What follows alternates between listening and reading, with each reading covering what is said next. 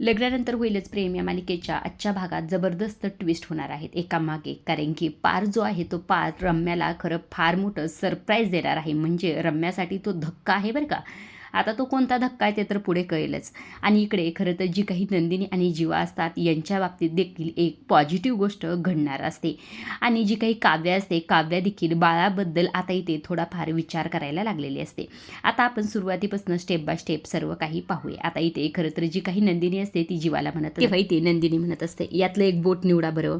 तेव्हा इथे जीवा म्हणतो आता हे काय कुठला खेळ आहे रे नंदिनी. तेव्हा नंदिनी म्हणते अरे आता हाच तर खेळ आपण काल खेळलो ना, तुमच्यासोबत खेळले ना मी. तेव्हा इथे जीवाला कालच्या गोष्टी आठवतात आणि तेव्हा तो परत इथे नाराज झालेला असतो. तेव्हा इथे नंदिनी त्याच्या जवळ जाते आणि त्याला असं काय करताय जीवा माझ्यासाठी ना. तेव्हा इथे जीवा म्हणत असतं मला माहिती आहे बघ, तू ना माझं मन राखण्यासाठी पॉझिटिव्ह उत्तर देशील. हे बघा जे उत्तर असेल ते प्रामाणिक मी खरं सांगेल तुम्हाला, खरंच हो असं इथे म्हटल्याबरोबर जीवा म्हणत असतो पण कशाला खेळायचं सांग बरं. हा काय साध्य होणार आहे यातनं. तेव्हा नंदिनीमध्ये एवढे प्रश्न काल मी तुम्हाला विचारले होते का, जे निमूटपणे तुमचं सगळा खेळ खेळले होते आणि न काही विचारता न काही बोलता. तेव्हा इथे जीवा म्हणतो म्हणजे कालचा तुला फिटमफाट करायची का. तेव्हा इथे नंदिनी म्हणते हे बघा असं काही नाही हो, जे होणार खेळामध्ये ते खेळ संपल्यानंतर तुम्हाला खरं खरं मी सांगेन. यातलं एक बोट निवडा बरं आणि काळजीपूर्वक लक्ष देऊन निवडा. असं इथे म्हटल्याबरोबर खरं जीवा त्यातलं एक बोट निवड. तेव्हा नंदिनी खरं तर नाराज होते आणि खाली बोट घेते आणि म्हणत असते आपण आई बाबा नाही होणार. तेव्हा जीवा म्हणतो मी म्हटलं होतं तुला नको खेळायला असले गेम वगैरे. तेव्हा इथे नंदिनी सुद्धा मुद्दाम म्हणत असते उगाच खेळलो हा खेळ, आपण खरं तर नव्हतंच खेळायला पाहिजे. म्हणजे आता जे होणार नाही ते स्वीकारायलाच हवं ना आपण. असं इथे नंदिनी नाराज होऊन म्हटल्याबरोबर जीवा लगेच तिला म्हणत असते एक ना मी काय म्हणतो, क्रिकेटमध्ये किंवा जनरली कोणत्याही गेममध्ये खरं तर पहिला जो डाव असतो का तो खरं देवाचा असतो. म्हणजे तो इतका सिरियसली खेळला जात नाही. तेव्हा नंदिनी म्हणते काय म्हणायचं तुम्हाला नेमकं. तेव्हा जीवा म्हणतो म्हणजे मला काय म्हणायचं आपण परत गेम खेळूया. म्हणजे मगाशी ना मी एवढं काही सिरियसली ते उत्तर दिलं नव्हतं, पण मी आता सिरियसली आणि लक्ष देऊन सगळं काही करतो. तेव्हा इथे नंदिनी म्हणते हो ठीक आहे बाबा असं म्हणून परत 2 बोटं पुढं करते. तेव्हा इथे जीवा त्यातला एक निवडतो. आता परत नंदिनी म्हणते मी म्हटलं होतं ना नाही होणार आपण आई बाबा. आता इथे असं म्हटल्यानंतर जीवा परत आता तिला इतकं नाराज पाहताना तिला मनवायचा प्रयत्न करत असतो. म्हणत असतो एकदा फक्त म्हणजे 3 होतील ना, म्हणजे एक राऊंड पूर्ण होऊन कंप्लीट होऊन जाईल, एकदा चान्स दे ना फक्त. तेव्हा इथे नंदिनी म्हणते असं काय करताय, ही चिटिंग होईल ना. पण जेव्हा म्हणतो नाही चिटिंग वगैरे काही नाही, लास्ट चान्स आता एक राऊंड कंप्लीट होईल. असं म्हटल्याबरोबर नंदिनी समोर 2 बोटं करते. आता इथे त्यातलं जीवाने एक बोट निवडलेलं असतं. मात्र नंदिनी जीवाचा हात पकडते आणि त्यांना आरशापुढं घेऊन जाते.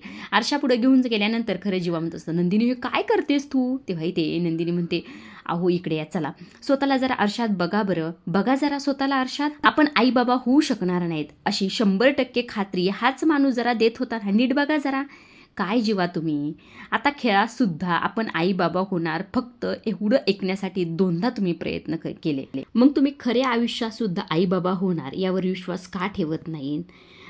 का विश्वास ठेवत नाहीत. मनात विश्वास ठेवा जीवा, हातावर लिहा, वहीत गिरवा, वहीवर लिहा, पण विश्वास ठेवा. मिरॅकल घडेल जीवा, फक्त तुम्ही विश्वास ठेवा. आता 28 वर्षापूर्वी जर तुमच्या आईने म्हणजेच आपल्या आईने जर विश्वास ठेवला नसता, प्रयत्न नसते केलं तर तुम्ही आला असतात का ह्या जगात. विश्वास ठेवा ना जीवा. आपल्याला ठरलंय ना आता दुसऱ्या जगातून आपल्या बाळाला आपण ओढून आणायचं, म्हणजे मिरॅकल घडेल जीवा. फक्त विश्वास ठेवा तुम्ही आणि ह्या सर्व गोष्टी होईल. आपल्याला प्रयत्न करणं अजिबात सोडायचं नाही. असं इथे म्हटल्याबरोबर जीवा जो असतो तो जीवा म्हणत 100% खात्री आपण आई बाबा होणार तर. तेव्हा इथे नंदिनी म्हणत असते आता 100% खात्री तर कशाचीच नसते बाबा, आपण आपले प्रयत्न करत राहायचं. एक दिवस येईल आणि एक दिवस नक्कीच डाग निघून जातील. असं इथे म्हटल्याबरोबर जीवा म्हणत असतं हे काय आता मध्येच. तेव्हा नंदिनी म्हणते कशाचं काय, तुम्हाला मनवायचा प्रयत्न, हसवण्याचा प्रयत्न करते किती वेळचा. तेव्हा इथे नंदिनी म्हणत असते नका नव असं नाराज हो, सगळं काही छान होईल, आपण फक्त प्रयत्न करत राहायचे. तेव्हा इथे जीवा म्हणतो हो आता मी अजिबात नाराज होणार नाही, आता मी विश्वास ठेवणार की नक्कीच आपण आई बाबा होणार, निराश अजिबात व्हायचं नाही. आणि एक पण आपल्याकडे पर्याय आहे. तेव्हा नंदिनी म्हणते काय पर्याय आहे. तेव्हा जेव्हा म्हणतो ते तर उद्या कळलं सांग त्याच्या आधी. असं म्हणून ते गजरे आणलेले असतात, ते गजरे आता इथे नंदिनीच्या केसात माळत असतो. छान असं इथे टायटल, मालिकेचं टायटल सॉन्ग लग्नानंतर होईलच प्रेम हे सुद्धा इथे मागे प्ले झालेलं असतं. आणि इथे जीवानी छान असा गजरा माळल्यानंतर नंदिनीकडे जातो आणि नंदिनीला घट्ट अशी मिठी मारतो. आणि त्याचबरोबर आता इथे नंदिनीला जवळ देखील घेतलेलं असतं. म्हणजे काय, जीवाच्या मनात जे काही ते बसलेलं होतं की आपण आईबाबा होणारच नाही यावर जी खात्री खात्री होती 100% ती खरं तर इथे नंदिनीले खोडून काढलेली असते आणि त्याला परत विश्वास दिलेला असतो की प्रयत्न केल्यावर सर्व गोष्टी होतात, त्यामुळे अजिबात टेन्शन घेऊ नका. त्यामुळे खरं नंदिनी आणि जीवाच्या आयुष्यात नक्कीच एक दिवस बाळ येईल असं इथे दिसत आहे. आता इकडे दुसऱ्या बाजूला जी काही रम्या असते ती रम्या ऑफिसमध्ये आलेली असते. तिला उशीर झालेला असतो, त्यामुळे ती गडबडीतच ऑफिसमध्ये आल्याबरोबर सगळा जो स्टाफ असतो तो उभा राहतो आणि तिला अभिनंदन, कॉंग्रॅच्युलेशन म्हणत असतो. तेव्हा इथे रम्या म्हणते, का अभिनंदन वगैरे का करताय? तेव्हा इथे खरं तर सगळेच म्हणतात, अहो तुम्ही आम्हाला सांगितलं नाही तुमचं लग्न वगैरे जमलेलं आहे. हे ऐकल्यानंतर खरं इथे रम्याला फार मोठा धक्का बसलेला असतो. मात्र ती सगळ्यांना म्हणते, थँक्यू हां, कंटिन्यू काम करा असं म्हणून खरं तर ती आता राधिका जी असते साईडला तिच्याकडे जाते आणि तिला म्हणत असते, हे सर्व काही कुणी सांगितलं असं इथे म्हटल्याबरोबर ती म्हणत असते, पार सरांनी सांगितलं. हे ऐकल्याबरोबर खरं रम्याला इथे फार राग आलेला असतो, त्यामुळे खरं तर ती पारच्या केबिनकडे रागाने चिते जात असते. आता इकडे दुसऱ्या बाजूला जी काही माननी असते ती माननी खिचडी बनवत असते. किचनमध्ये इथे काव्य आलेले असते. काव्याचं सगळं लक्ष पुस्तकात असतं. ती वाचतच खरं किचनमध्ये येत असते. ती डायरेक्ट जाऊन इथे किचन वाटायला धडकणारच असते. तेव्हा इथे माननी म्हणते, अगं असं काय करतेस, आता धडकली असतीस, काळजी घेत जा ना असं इथे म्हटल्याबरोबर जी काही काव्य असते तिचं लक्ष जातं. माननी खिचडी तुम्ही खिचडी बनवताय, पण प्रेग्नेंट बाईला खिचडी खाल्लेली चालते ना? हे ऐकता क्षणी खरं तर माननी म्हणत असते, अय्या तू म्हटलीस, हे ऐकल्यावर खरंच मला बरं वाटलं. तेव्हा इथे खरं काव्य म्हणते, हे कसं काय माझ्या डोक्यात आलं? तेव्हा इथे मानन म्हणते, अगं काय आहे ना, आपल्या बायकाचं असं असतं. म्हणजे बघ ना, अगोदर आपण पाणीपुरी खातो, पावभाजी खातो, चायनीज काही म्हणू नको, काही खातो, पण मात्र एकदा बाळ पोटात असलं की आपण त्या बाळाचा विचार करू लागतो. हे सगळं काही आपोआप घडतं. तेव्हा इथे काव्या म्हणते, पण मला खिचडी खायला मिळेल का? तेव्हा इथे माननी म्हणते, नाही, तुला नाही मिळणार. तेव्हा इथे काव्या नाराज झालेली असते बरं का. तेव्हा म्हणते, का बरं, मला का नको असं इथे म्हटल्याबरोबर मानन म्हणते, अगं काय आहे ना, त्यात बटाटा, खिचडी, शेंगदाणे वगैरे हे सर्व असतं, त्यामुळे खूप ॲसिडिटी होते. पण मी ना काकडीची कोशिंबीर करते, एक पूर्ण बाऊल भरून खाल्लास तर थोडीशी खिचडी खायला जमेल बरं का तुला.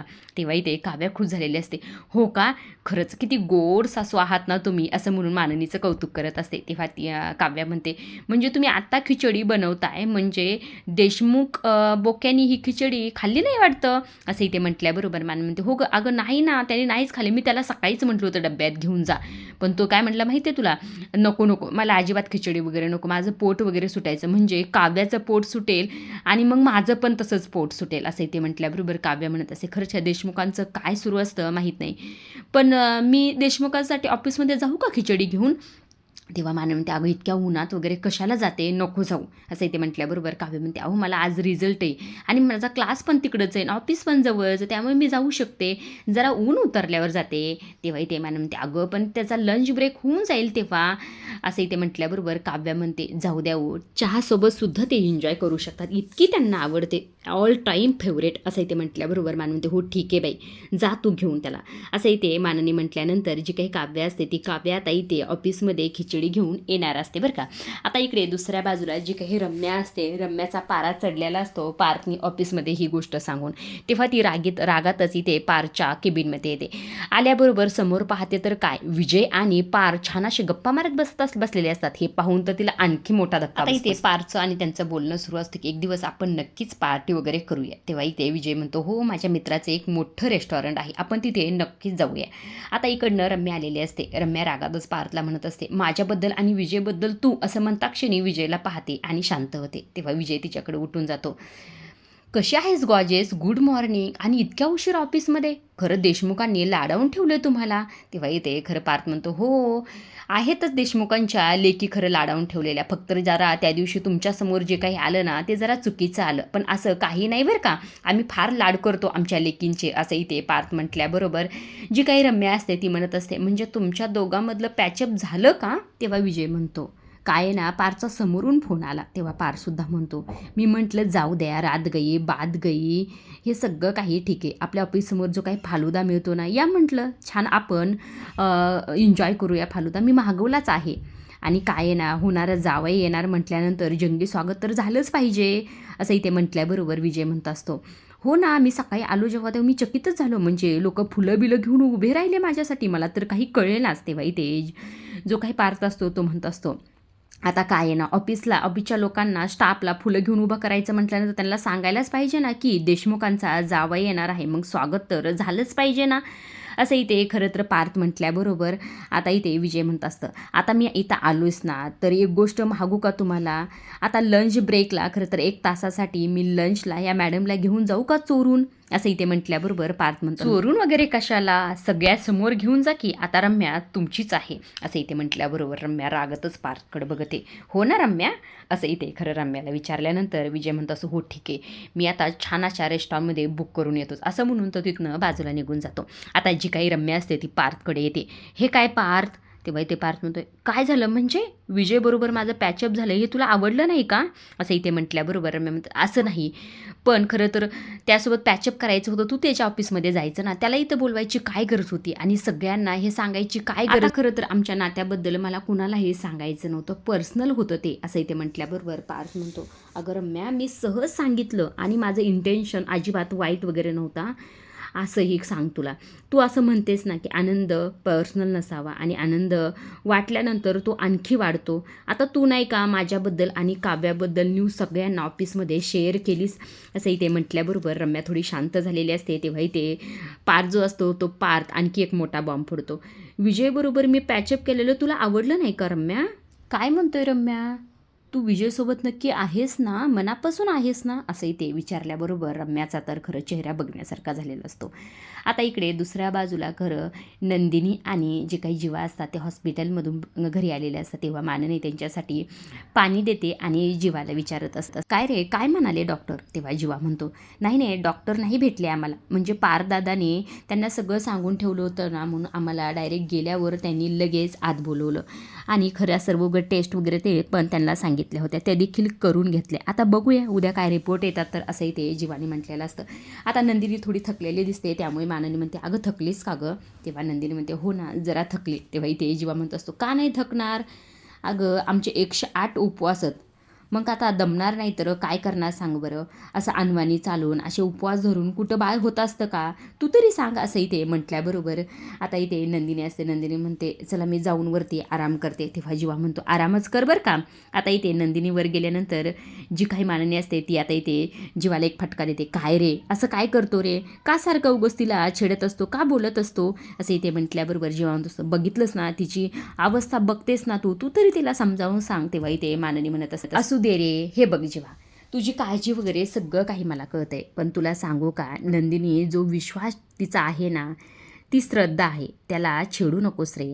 हे बघ जीवा, देव दिसणं म्हणजेच फक्त श्रद्धा नसते, तो आहे याची जाणीव होणं, हे मानणं, ही सुद्धा श्रद्धा असते. आणि तुला एक सांगू का, संकटाचा काळोख जेव्हा गडद होत जातो ना, तेव्हा श्रद्धेचा दिवा प्रखर होत जातो. कळलं का? म्हणून मी सांगते, तिला छेडू नको रे आणि मागं खेचू सुद्धा नको, सगळं काही नीट होईल. तू दमलास का? असलं म्हटल्याबरोबर खरं तर इथे जीवा जो असतो तो जीवा माननीच्या मांडीवर डोकं ठेवून शांत झोपलेला असतो. आता इकडे दुसऱ्या बाजूला जी काही काव्या असते ती काव्या ऑफिसमध्ये आलेली असते. आल्याबरोबर सगळा स्टाफ परत इथे उभा राहतो आणि सगळे अभिनंदन, कॉंग्रॅच्युलेशन करत असतात. तेव्हा इथे काव्याला समजत नसतं. तेव्हा इथे काव्य म्हणते, काय झालं? तेव्हा त्यातलाच एक व्यक्ती म्हणतो, म्हणजे बघा ना काय कमाल आहे, काल आम्ही पार्थ सरांना अभिनंदन केलं, त्यानंतर आज सकाळी रम्या मॅडमला, आणि आता तुम्हाला आम्ही नुसतं अभिनंदनच करतोय. तेव्हा इथे काव्य म्हणजे काय म्हणायचं आहे तुम्हाला? म्हणजे माझ्या टेस्टचा रिझल्ट तुम्हाला कसा कळला? तेव्हा इथे त्यातली मुलगी म्हणते, अहो नाही नाही, टेस्टचा नाही, म्हणजे तुम्हाला बाळ होणार आहे ना, ही न्यूज कळली. काय ना, काल आम्हाला पार्सरांनी खरं तर मिठाईसुद्धा दिली. हे ऐकल्याबरोबर जरा काव्याला राग येतो आणि ती रागातच पारच्या केबिनमध्ये जाते. आता इकडे मात्र दुसराच विषय सुरू असतो बरं का. आता इथे ऑफिसमधली एक मुलगी असते आणि ती प्रेग्नेंट असते आणि तिला डोहाळे जेवणासाठी 2 दिवस सुट्टी असते, ती म्हणून आलेली असते. त्यामुळे काव्य खरं तिच्याकडे पाहते, कारण की तिच्या पोटाकडे वगैरे बघून काव्याला थोडं टेन्शन आलेलं असतं. आणि तिच्यासोबतच मिस्टर देखील आलेलं असतं. त्यांचं म्हणणं असते की 2 दिवस सुट्टी नाही, पुढचे 6 महिने तू सुट्टी घे, कारण की 7वा महिना लागलेला आहे. 3 महिने आराम कर आणि बेबी झाल्यानंतर पुढे 3 महिना वेळ घे, नंतर कसे 6 महिन्याच्या सुट्ट्या देखील संपून जाईल आणि सर्व काही ठीक होईल, असं त्यांचं म्हणणं असतं. मात्र त्या लेडीचं म्हणणं असतं, मी ठीक आहे. तेव्हा इथे पार्थ म्हणत असतो, म्हणजे तुम्हाला काय म्हणायचं हे स्पष्टपणे सांगा तरी. आता तितक्यातच खरं तर काव्यामध्ये बोलते आणि काव्या म्हणत असते, खरं मी मध्ये बोलते, पण मला एक मुद्दा मांडायचा आहे. यांनी सुट्टीवर जावं असं तुम्हाला का वाटतंय मिस्टर? असं इथे म्हटल्याबरोबर जो काही व्यक्ती असतो तो म्हणत असतो, अहो मॅडम, काय ना, आता तिला 7वा महिना लागलाय, आता कुठं ट्रेनने प्रवास करायचा, परत ऑफिसपर्यंत चालत यायचं, 8-8 तास काम करायचं, पोट पाय सगळं काही सुचेल. यांच्या काळजीपोटीच मी बोलतो हे सगळं काही, असं इथे म्हटल्याबरोबर काव्या म्हणत असते, एक मिनिट ताई तुमचं काय म्हणणं आहे. तेव्हा इथे खरं तर रेवती नाव असतं बरं का. त्या म्हणत असतात खरं तर मला जर बाळांनी साथ दिली ना तर मी 9 महिने 9 दिवस काम करायला सुद्धा तयार आहे. असं इथे म्हटल्याबरोबर जी काही काव्य असते ती म्हणत असते, पहा अगदी 9 महिने 9 दिवससुद्धा या काम करण्याची तयारी दाखवतात. पण तुम्हाला काय आहे, तुम्ही कशाला एवढं त्यांना टेन्शन देताय. म्हणजे तुम्ही म्हणताय की ट्रेननी प्रवास करणं, मरमर करणं, कुठे ट्रेननी इथपर्यंत यायचं, हे सगळं काही कुठे करत बसायचं, हे तुम्ही का ठरवताय. त्यांचं त्यांना ठरवू द्या ना. आताच तुम्ही म्हटलात ना, पाय दुखेल, पोट दुखेल, कुठं हे दुखेल, ह्या सर्व गोष्टीची तुम्ही अजिबात काळजी करू नका. काय आहे ना, त्यांचं ते बघून घेतात, म्हणजे त्या ताई आणि त्यांचं बाळ हे सर्व काही बघून घेतात. त्यांना कमी लेखू नका तुम्ही. फक्त काय माहिती आहे ना, कदाचित स्टेशनवरनं इथं चालत येणं त्यांचा व्यायाम असेल, ऑक असेल. तुम्ही कशाला एवढं हे करता. बाळ होईपर्यंत त्यांची काम करण्याची तयारी आहे, मग त्यांना करू द्या. तुम्ही अजिबात त्यांना कमी लेखू नका.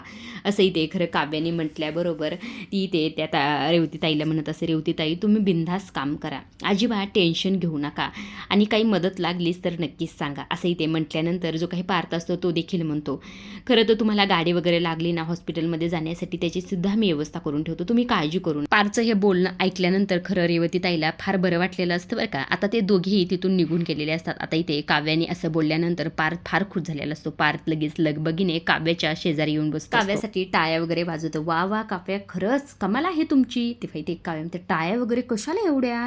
तेव्हा इथे पार्थ म्हणत असतो, एकीकडे तुम्ही असं म्हणता की बाळ हे सगळं काही एकत्र मी सांभाळू शकते का, आणि दुसरीकडे आज खरं तर क्लासमध्ये देखील पास वगैरे झाला, छान मार्काने तुम्ही पास झालात, आणि इकडे ऑफिसमध्ये येऊन सुद्धा छान समजावलं.